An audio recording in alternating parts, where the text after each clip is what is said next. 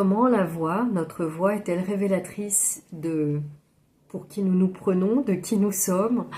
La voix, en fait, est le reflet à la fois de notre unicité, nous sommes uniques du moins, du fait que nous soyons uniques, car il n'y a pas deux voix les mêmes. La voix me fascine depuis que je suis petite et je pouvais déjà enfant repérer les caractères des gens en fonction de la pose de voix. Ensuite, la voix est révélatrice de notre caractéristique personnalité, selon la manière dont elle résonne, elle décrit beaucoup d'une personne. Et donc en fait, je me suis formée et j'ai été chanteuse soliste longtemps. J'ai décidé de switcher et de changer de carrière parce qu'en fait le monde de la musique classique est un monde assez particulier dans lequel je n'y voyais pas que de l'épanouissement, même si le monde de la voix, et des divas d'ailleurs, hein, et c'est pas pour rien qu'on met ce mot-là, est un monde, le monde des compositions en tout cas, est un monde extraordinaire. Et cette fascination que j'ai pour la voix, j'ai envie de la partager aujourd'hui. J'ai envie de la partager parce qu'elle est révélatrice. La voix, elle est une voie d'éveil. Quand les centres qu'on dit chakras sont ouverts, la voie est ouverte. Et donc, pourquoi pas être sur le chemin de notre éveil personnel et bien sûr toujours pour le bien des autres, au travers de notre voix, plutôt que de concepts qui en fait ne seront pas éveillants. La voix est une expérience directe. C'est une expérience directe qui n'a pas besoin de croyances puisque c'est nous-mêmes. Et elle est révélatrice du sentiment que l'on porte, elle est révélatrice de ce que l'on n'occupe pas de notre conscience, puisque si je prends par exemple l'exemple dans la musique classique, les jeunes premières, les jeunes filles non mariées anciennement étaient toujours des voix très légères et très aiguës, les voix de femmes déjà en couple étaient des voix plus profondes. Cela traduit bien en fait, indirectement, comment la voix fonctionne. La voix est aussi, bien sûr, ce qu'on pourrait appeler dans les médecines anciennes le karma, c'est-à-dire que la manière dont on pose notre voix est aussi en concordance avec nos mémoires, nos très vieilles mémoires portées, nos mémoires actuelles. Et donc, en fait, l'exploration de la voix ensemble, c'est l'occasion de se rencontrer directement. Et puis, bien sûr, de libérer par un aspect très joyeux, ludique et exploratoire notre être au travers de la voix. Donc en fait, la voix c'est pas juste s'exprimer de manière jolie ou plaisante.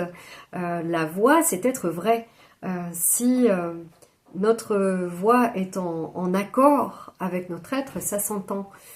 C'est pour ça que écouter la voix des gens, c'est vraiment essentiel.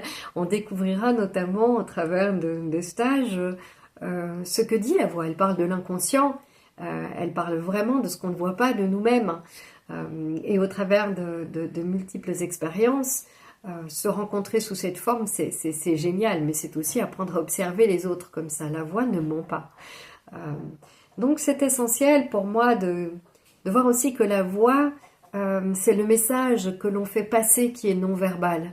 Le ton de la voix, c'est en fait pas uniquement le ton, mais l'accord que l'on a entre soi et ce que l'on dit s'entend dans notre voix. Et donc la fausse personnalité en nous a un ton de voix particulier, la vraie personnalité touche car la vibration de la voix est différente. Apprendre à libérer sa voix, c'est une décision d'un parcours de connaissance de soi. J'ai même pu assister au cours d'exploration passée avec des gens, des stages que j'ai déjà donnés, des traumatismes inconscients qui se sont libérés, c'est-à-dire avant d'être libérés ont été vus, des amnésies, au travers d'exercices vocaux. Donc ce n'est pas uniquement... parce que c'est aussi apprendre à chanter. Chanter est différent. Donc, si je vous nomme ça, c'est parce que j'ai moi-même eu des professeurs de chant, mais ils fabriquaient pour certains une voix, jusqu'au jour où j'ai rencontré ce que j'ai appelé un professeur de voix, ce qui me correspond vraiment, c'est-à-dire celui qui crée un violon avec mon corps, hein, le luthier du corps, et pas le luthier du bois, si vous voulez, hein, le luthier étant le fabricant du violon. J'avais fait cette comparaison euh, parce que pour moi, avant tout, le, le- le guide de la voix est celui, celle qui permet à l'autre de raisonner entièrement. J'ai eu des expériences aussi très personnelles avec ma voix, comme l'accouchement, avec le son et la voix, à quel point c'est extraordinaire, aidant, c'est plus qu'aidant, ça rend l'expérience euh, tout à fait mystique et initiatrice.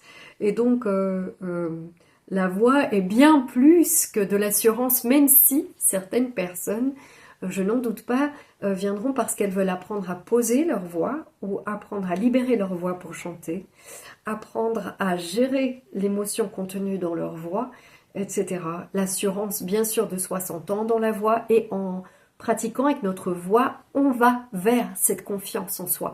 En fait, la voix n'est pas un concept, un personnage en nous.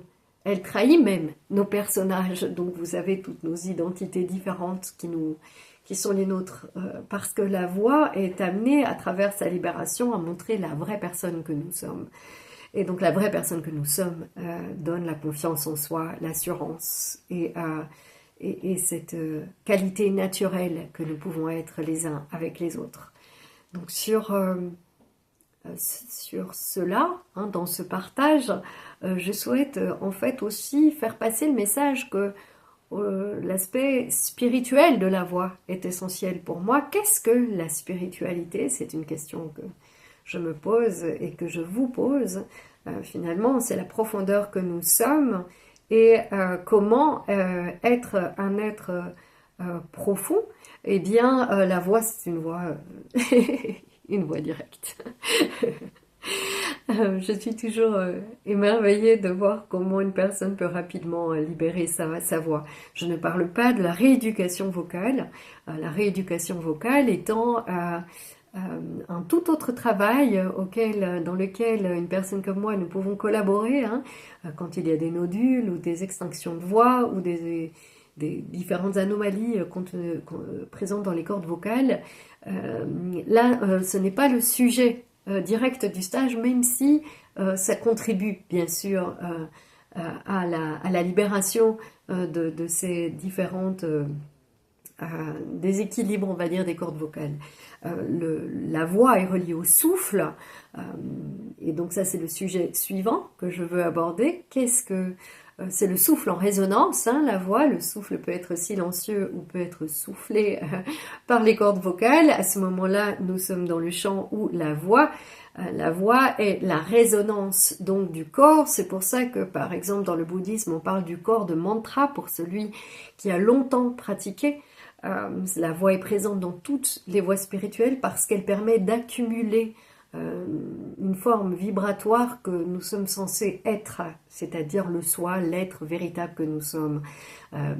Et donc, le souffle, quand il est bloqué, a une cause comportementale héritée ou a une cause de stress.